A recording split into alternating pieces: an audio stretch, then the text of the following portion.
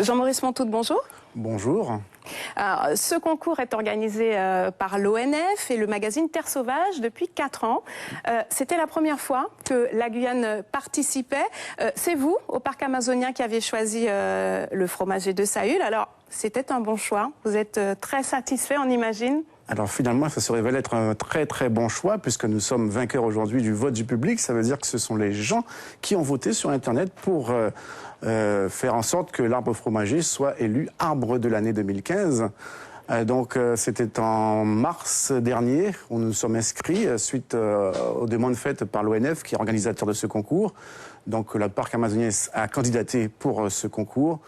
Parce que nous avions cette très belle photo qui avait été mise en avant dans nos cartes guides du fromager de Saül.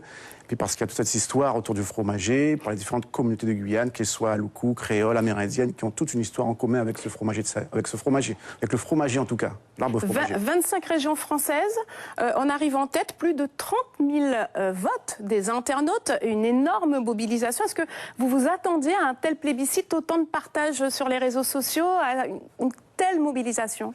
C'est assez exceptionnel, effectivement, puisque les organisateurs ont révélé 90 000 votes recensés, ce qui est un doublement par rapport à l'an dernier déjà, ce qui montre qu'il y a eu un véritable engouement autour de ce concours et autour des deux candidats qui étaient en lice, le candidat de la Réunion et celui de la Guyane. L'Outre-mer. L'Outre-mer, voilà, c'est la première fois qu'un arbre d'Outre-mer d'ailleurs gagne ce concours et c'est la première fois que la Guyane y participait.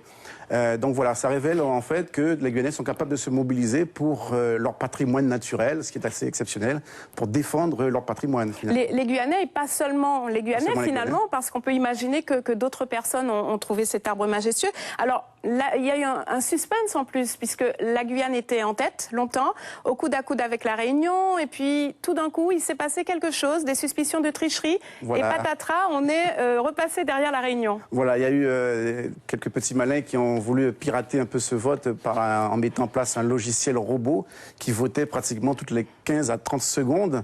Donc ça a été détecté très rapidement par les organisateurs qui ont fait un nettoyage en fait de tous ces votes.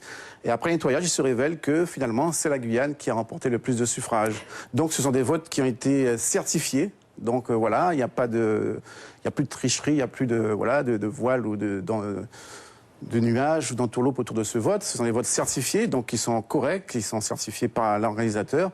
Donc, qui fait que la Guyane aujourd'hui a véritablement remporté le suffrage du public. Alors, suffrage du public, demain, il y a un jury en chair et en os qui va décerner un autre prix d'arbre de l'année. Est-ce qu'on peut imaginer que notre fromager peut encore avoir ce prix?